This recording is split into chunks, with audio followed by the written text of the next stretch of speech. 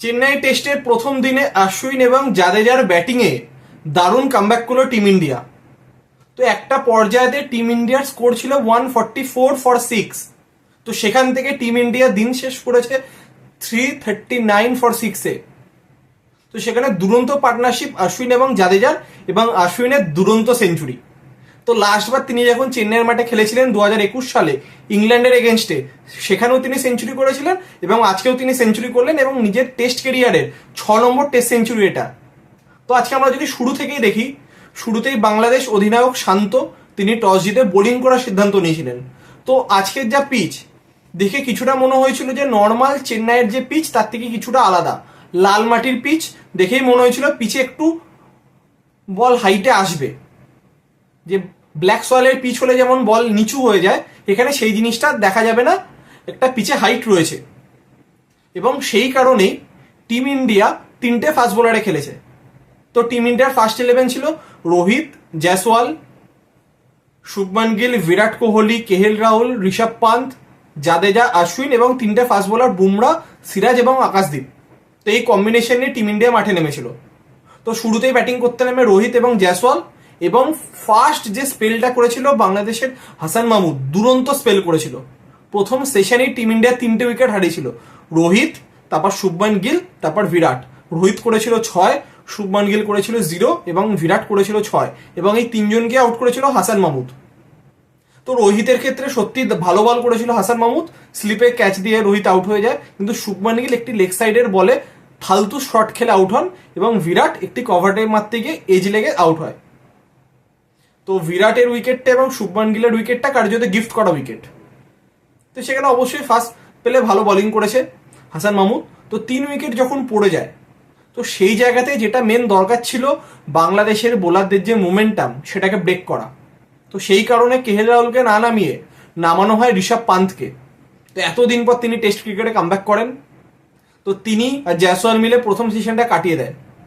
তো সেকেন্ড সেশনে শুরুতেও মারমুখী ব্যাটিং করছিল ঋষভ পান্ত, কিন্তু তিনি আবার হাসান মাহমুদের বলে আউট হয়ে যান। তো 4 উইকেট যখন পড়ে যায় তখন নামে কেএল রাহুল। তো কেএল রাহুল নামার পরে কিছুটা যে মোমেন্টামটা ব্রেক হয় টিম ইন্ডিয়ার, তিনি একটু বেশি স্লো খেলছিলেন পিচের কন্ডিশন অনুযায়ী। তো সেই মুহূর্তে নাহিদ রানার বলে হাফ সেঞ্চুরি করার পর আউট হয়ে যায় জয়সওয়াল। তো সেক্ষেত্রে নামে জাদেজা। ঠিক তার পরের ওভারেই কেএল রাহুল আউট হয় মেহেদী হাসান মিরাজের বলে 16 রান করে 52 বলে। তো সেখানে 6 উইকেট পড়ে যায়, 144 রানে 6 উইকেট। তো সেখানে নামে অশ্বিন, তারপর আর কোনো উইকেট পড়েনি, অশ্বিন সেঞ্চুরি করে এবং জাদেজা 80+ স্কোর। টিম ইন্ডিয়া দিনের শেষে 80 ওভারে 339। এখানে অবশ্যই কিন্তু বাংলাদেশেরও মাথায় রাখতে হবে স্লো ওভার রেট। আধ ঘন্টা এক্সট্রা খেলা হয়েছে, 5টা অব্দি খেলা হয়েছে, তারপরও কিন্তু 90 ওভার খেলা করা যায়নি, 80 ওভার খেলা হয়েছে। তো এবার যদি আসি প্রথমে বাংলাদেশের বোলারদেরকে নিয়ে, হাসান মাহমুদ ভালো বোলিং করেছে, তার স্কিনকে দেখে অতটা ভালো মনে হয়নি, প্রপার লাইন লেন্থে তিনি বোলিং করতে পারেনি। এবং নাহিদ রানা, যাকে নিয়ে এত এক্সপেকটেশন ছিল বাংলাদেশি সমর্থকদের মধ্যে, কিন্তু তিনি সেরকম কিছুই করতে পারেননি।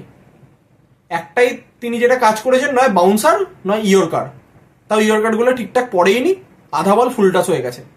কিন্তু টেস্ট ক্রিকেটে যে প্রপার লাইন লেন্থে বল করা, সেটা কিন্তু তার থেকে দেখা যায়নি। শুধু তার থেকে যেটা দেখা গেছে কত জোরে বল করতে পারে, শুধু তিনি তার স্পিডের দিকে নজর দিয়েছেন। যদিও তিনি জয়সওয়ালের একটি গুরুত্বপূর্ণ উইকেট পেয়েছেন, কিন্তু তার bowling up to the mark ছিল না।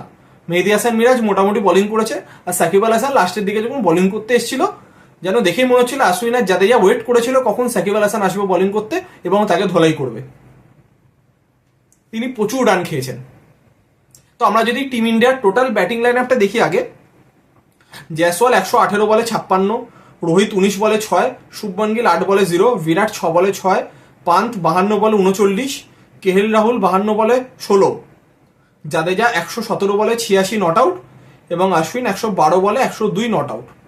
এবং বোলিংয়ে অবশ্যই 4টি উইকেট পেয়েছেন হাসান মাহমুদ, একটি মেহেদী হাসান মিরাজ, একটি নাহিদ রানা। এবং গুরুত্বপূর্ণ সাকিব আল হাসান, তিনি 8 ওভার বোলিং করে 50 রান খেয়েছেন। তো এর থেকে বোঝা যাচ্ছে তিনি কতটা আজকে এক্সপেন্সিভ গেছেন। তো দিনের শেষে কিন্তু এমনটা বলা যাবে না যে এই টেস্টে ইন্ডিয়া খুবই এগিয়ে রয়েছে বা বাংলাদেশও খুব এগিয়ে রয়েছে। তো প্রথম দিনের খেলা ব্যালেন্স হয়েছে। প্রথম সেশনটা অতি অবশ্যই ছিল বাংলাদেশের অধীনে, এবং সেকেন্ড সেশনটা কিছুটা শেয়ার এবং থার্ড সেশন পুরোটা ইন্ডিয়ান। তো 339 রান যেমনি বোর্ডে রয়েছে তেমনি কিন্তু 6টা উইকেট পড়ে গেছে। কালকে যদি ফার্স্ট সেশনে অশ্বিন আর জাদেজা আউট হয়ে যায় তাহলে কিন্তু রানটা 400 অব্দি নাও যেতে পারে। তাই অবশ্যই এই মুহূর্তে বলা যাবে না যে টিম ইন্ডিয়া লিড করছে এই টেস্ট ম্যাচটা। কালকে ভালো করে অশ্বিন আর জাদেজাকে ব্যাটিং করতে হবে, অন্তত 400 রান বোর্ডে দিতে হবে। তাহলেই টিম ইন্ডিয়ার যে 5টা বোলার তারা ভালো রকমভাবে ফাইট করতে পারবে। এবং উল্টো দিকে বাংলাদেশ দল অতি অবশ্যই কালকে চাইবে যত তাড়াতাড়ি সম্ভব অশ্বিন এবং জাদেজার উইকেটটা তুলতে। এই দুটো উইকেট তুললেই কিন্তু তাদের কাজটা কিছুটা সহজ হয়ে যাবে বোলিংয়ের ক্ষেত্রে। তারপর অতি অবশ্যই আকাশদীপ, বুমরা, সিরাজ, অশ্বিন, জাদেজা এই 5 বোলারের এগেনস্টে কিন্তু রান করা অতটা সোজা হবে না, সেটা বাংলাদেশ অতি অবশ্যই জানে। বোর্ডে যদি 400 রান হয়ে যায় তাহলে আপনি ধরে নিতেই পারেন যে টিম ইন্ডিয়া এই টেস্ট ম্যাচটা লিড করছে। তো সব দিক থেকে দেখতে গেলে কিন্তু ডে 2 খুবই আকর্ষণীয় হতে চলেছে।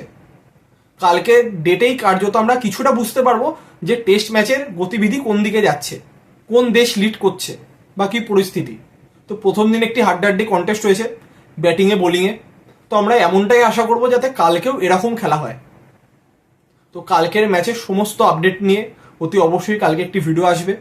তো আজকের মতো এতটাই।